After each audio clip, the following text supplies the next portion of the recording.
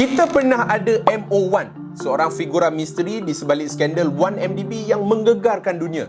Dan kita sangka era ada orang yang tak boleh disentuh dengan undang-undang ni dah pun berakhir. Sebaik saja MO1 masuk penjara.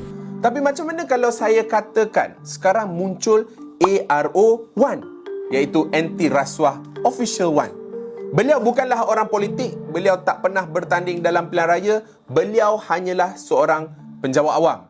Namun beliau berjaya bertahan di bawah 3 Perdana Menteri, mengharungi 2 skandal saham mega dan sekarang dikaitkan dengan skandal dakwaan mafia korporat.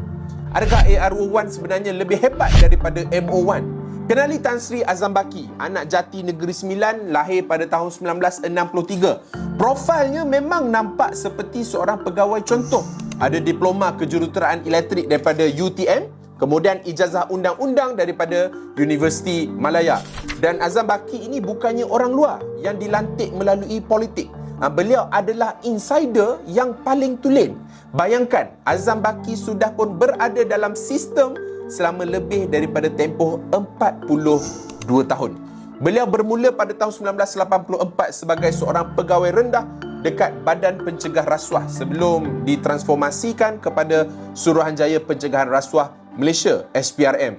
Beliau pernah menjadi penyiasat perisik sampailah masuk ke dalam bahagian pendakwaan SPRM. Tapi ironinya pada tahun 2015, Azam Baki adalah jantung kepada pasukan penyiasat 1MDB yang bertanggungjawab untuk menyiasat dan memburu MO1. Tapi pada Mac tahun 2020, di tengah-tengah skandal kekalutan langkah Sheraton, Azam Baki ini akhirnya diberikan mahkota. Beliau dah pun dilantik sebagai Ketua Pesuruhjaya SPRM oleh bekas Perdana Menteri Malaysia Tan Sri Muhyiddin Yassin. Kontroversi Azam Baki pertama muncul pada tahun 2022 apabila dunia digemparkan dengan berita bahawa Azam Baki memiliki jutaan unit saham. Penjelasan beliau, satu baris ayat yang menjadi bahan jenaka dekat seluruh negara. Adik saya pinjam akaun saya. Ketika itu, pemimpin Pakatan Harapan tak duduk diam. Mereka bersama-sama dengan rakyat, termasuklah saya, turun ke jalan raya menyertai protes tangkap Azam Baki.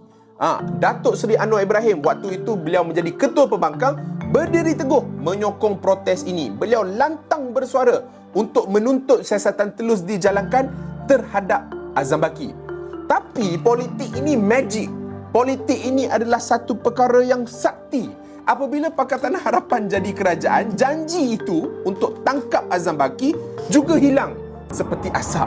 Bukan sahaja tidak dihumban ke penjara, tapi kontrak Azam Baki disambung. Bukan sekali, bukan 2 kali, tapi 3 kali. Seolah-olah kerajaan Madani pada hari ini dah tak boleh hidup tanpa kehadiran tugas dan perkhidmatan Azam Baki. Pada Februari 2026, sejarah sama juga berulang apabila laporan media antarabangsa Bloomberg telah pun melaporkan Azam Baki memiliki 17.7 juta unit saham dalam Velocity Capital. Sekali lagi, skrip yang sama juga diguna pakai. Semua aset, semua unit saham telah pun diisytihar. Namun kali ini, saya rasa narasinya lebih gelap. Muncul istilah mafia korporat. Dakwaan bertiup kencang bahawa kuasa SPRM bukan lagi sekadar untuk membanteras rasuah, tapi digunakan untuk menekan-nekan tokoh-tokoh dan individu-individu korporat tertentu. Kerajaan tumbang Perdana Menteri silih berganti, tapi Azam Baki tetap steady sampai sekarang. Kenapa?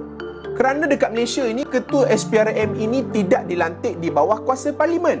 Beliau dilantik di bawah Yang di-Pertuan Agong atas nasihat daripada Perdana Menteri.